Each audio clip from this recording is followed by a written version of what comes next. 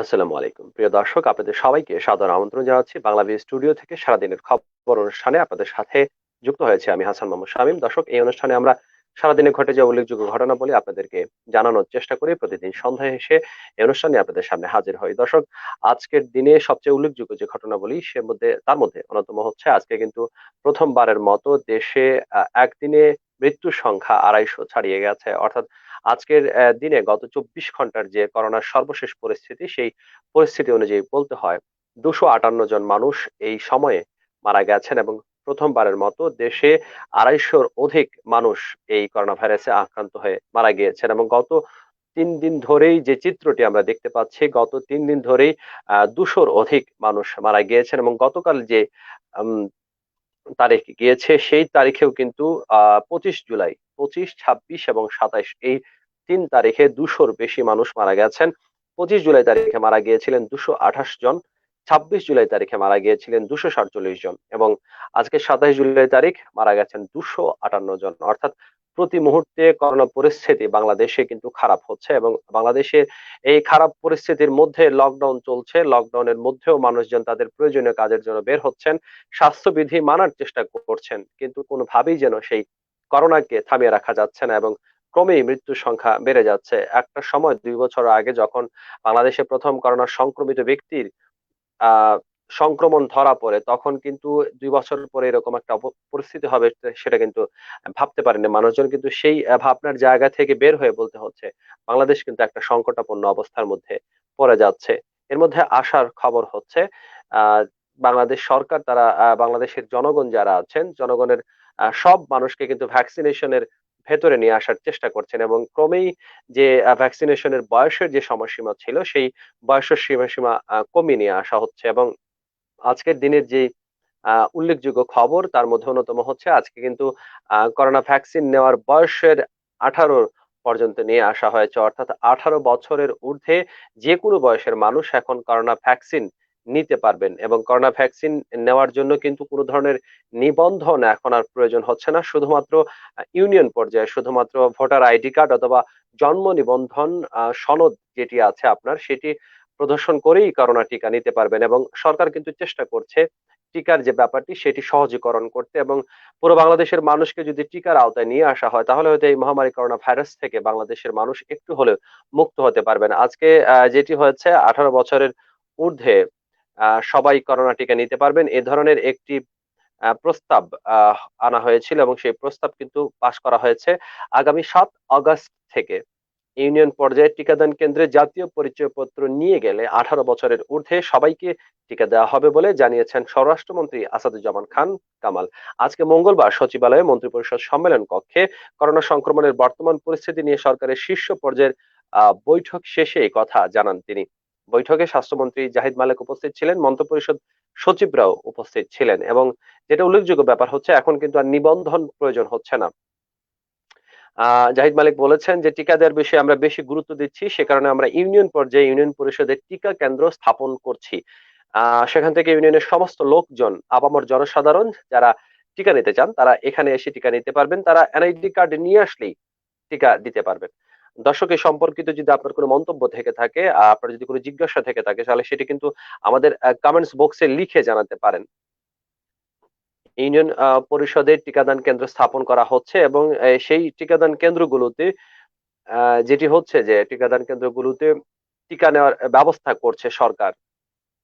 18 বছরের ঊর্ধ্বে যে কেউ আহ টিকা নিতে পারবেন। দর্শক, জানাচ্ছিলাম টিকার নেওয়ার খবর। 50 ঊর্ধ্ব যারা নারী পুরুষ আছেন তারা কিন্তু বেশি সংক্রমিত হচ্ছেন। ঢাকা শহরের হাসপাতালে যারা ভর্তি আছেন তাদের 50%, 75% হচ্ছেন 50 বছরের বেশি মানুষ এবং তাদের 90% টিকা দেননি এবং তাদের মধ্যেই কিন্তু মৃত্যু হার বেশি। সরকার যারা মারা যাচ্ছেন, যারা আক্রান্ত হচ্ছেন, গবেষণার যে দলগুলো আছে তারা কিন্তু এই ব্যাপারে তাদের গবেষণা অব্যাহত রেখেছেন এবং কোন বয়সের মানুষ মারা যাচ্ছেন, কেন মারা যাচ্ছেন, সেই ব্যাপারগুলো তথ্য উপাত্ত বিশ্লেষণ করে সরকার কিন্তু টিকা কারা নেবেন সেই ব্যাপারেও কিন্তু একটা সিদ্ধান্তে পৌঁছাতে চেষ্টা করছে। এবং বলা হচ্ছে যে একটা সময় কিন্তু 40 ঊর্ধ্ব যারা ছিলেন তাদেরকে টিকা দেওয়া হয়েছে, এরপরে 35 বছর করা হয়েছে, এরপর 30 বছর করা হয়েছে এবং আজকে একদমই 18 বছরের উপরে যাদের বয়স আছে তারা কিন্তু টিকা নিতে পারবেন। অর্থাৎ বলা চলে যে বাংলাদেশের অর্ধেক জনগোষ্ঠীকে এখন কিন্তু টিকার ভ্যাকসিনেশনের আওতায় নিয়ে আসার প্রচেষ্টায় আছে বাংলাদেশ সরকার, এবং আমরাও আশা করব যে টিকার যে ব্যাপারটি আছে সেই টিকা যদি সব মানুষজন নিয়ে নিতে পারেন তাহলে অন্তত পক্ষে ভ্যাকসিনেশনের আওতায় থাকলে অন্তত পক্ষে করোনার সাথে যুদ্ধ করা সম্ভব হবে। দর্শক, অনেকে প্রশ্ন করছেন যাদের পরিচয় বা জন্ম নিবন্ধন সনদ নেই তাদেরও কিন্তু একটি বিশেষ ব্যবস্থায় নিবন্ধন করে টিকা দেওয়া হবে স্পটেই। অর্থাৎ যে স্পটটি আছে সেই স্পটটিতে আপনি যদি মনে করেন যে আপনার 18 বছরের বেশি হয়েছে বয়স এবং বা 18 বছর হয়েছে এবং আপনার যদি জন্ম নিবন্ধন বা টিকার বা আপনার যদি জন্ম নিবন্ধন বা জাতীয় পরিচয়পত্র না থাকে তাহলে কিন্তু আপনি স্পটে এসেও টিকা দিতে পারবেন। এ ব্যাপারে কিন্তু কোনো সমস্যা নেই। 7 আগস্ট থেকে ইউনিয়ন পর্যায়ে এই কার্যক্রমটি শুরু হচ্ছে।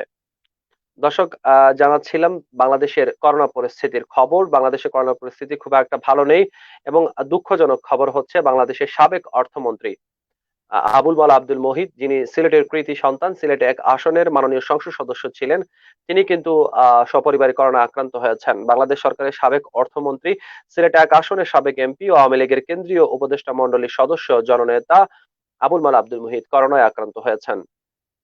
আমরা তার দ্রুত সুস্থতা কামনা করছি। গত কয়েকদিন যাবৎ তিনি শারীরিকভাবে অসুস্থতা বোধ করায় গত রবিবার করোনা পরীক্ষা করালে এর ফলাফল পজিটিভ এসেছিল এবং একই সঙ্গে তার বড় ছেলে শাহেদ মুহিত, যিনি সিলেট সিক্সার্স যেটি বিপিএল এর টিম সিলেটের সেটির কর্ণধার ছিলেন, সেই শাহেদ মুহিতও কিন্তু করোনায় আক্রান্ত হয়েছেন এবং এম এ মুহিত সাবেক অর্থমন্ত্রী বাংলাদেশ সরকারের এম এ মুহিত তিনি বর্তমানে চিকিৎসকের পরামর্শ মতে ঢাকার যে বনানীস্থ তার বাসাটি আছে সেই বাসাতে আছেন এবং শারীরিক অবস্থা এখনো পর্যন্ত তার মোটামুটি ভালো আছে। দর্শক, এই যখন বাংলাদেশের অবস্থা তখন বলা চলে যে করোনার যে ব্যাপারগুলো আছে সেটি কিন্তু একদমই সহ্য সীমার বাইরে চলে যাচ্ছে। কারণ মানুষজনের ভিতরে লকডাউনের মধ্যেও কিন্তু স্বাস্থ্যবিধি মেনে চলার কোনো ধরনের অভিপ্রায় লক্ষ্য করা যাচ্ছে না, এবং যদি একজনের পরিবারের কেউ আক্রান্ত না হন তাহলে কিন্তু করোনা যে কতটা ভয়াবহ সেটা কিন্তু অনুধাবন করা সম্ভব হবে না। দর্শক, আমরা জানাচ্ছিলাম বাংলাদেশের সর্বশেষ পরিস্থিতি, আজকের দিনে ঘটে যাওয়া সর্বশেষ উম আহ, সর্বশেষ খবরগুলো, এবং সেই খবরগুলোর মধ্যে অন্যতম ছিল যে করোনা পরিস্থিতির খবর। আজকে বাংলাদেশে মারা গেছেন 258 জন মানুষ এবং গতকাল মারা গিয়েছিলেন 248 জন, এর আগে মারা গিয়েছিলেন 225 জন, এবং গত এক সপ্তাহ ধরেই বাংলাদেশের অবস্থা খুবই খারাপ। এবং আজকে সিলেটের যদি চিত্রটি আপনাদেরকে একটু শোনাতে চাই, সিলেটে কিন্তু আজকে সর্বোচ্চ সংখ্যক মানুষ করোনা ভাইরাসে আক্রান্ত শনাক্তের রেকর্ড হয়েছে 700-র অধিক মানুষ। এর আগে কিন্তু কখনোই সিলেটে 700-র বেশি মানুষের করোনা ভাইরাসে আক্রান্ত হওয়ার খবর পাইনি আমরা, এবং আজকেই যে সর্বশেষ তথ্যটি এসেছে সেই তথ্য অনুযায়ী বলতে হয় 700-র অধিক মানুষ মারা গিয়েছেন এবং গতকাল মারাই গিয়েছিলেন 14 জন, আজকে কিন্তু 7 জন মারা গিয়েছেন এবং 700-র অধিক মানুষ করোনা ভাইরাসে আক্রান্ত শনাক্ত হয়েছেন। দর্শক, যে যেখানেই থাকুন ঘরের ভেতরে বা প্রয়োজনের কাজে যদি আপনাদের ঘরের বাইরে আসতেও হয় তাহলে কিন্তু স্বাস্থ্যবিধি মেনে চলুন। কারণ আপনার জন্যই কিন্তু আপনার পরিবারের মানুষজন অপেক্ষা করছেন, তাদেরকে নিয়ে আপনাকে কিন্তু যেতে হবে অনেক দূর। দর্শক, আমরাও আশা করব সুস্থ থাকবেন, সবল থাকবেন, বাংলা ভিউ এর সাথে থাকবেন। আগামীকাল একই সময় দেখা হবে বাংলা ভিউ এর লাইভ এই অনুষ্ঠানে। সে পর্যন্ত সবাই ভালো থাকুন, সুস্থ থাকুন, স্বাস্থ্যবিধি মেনে চলুন। খুদা হাফেজ।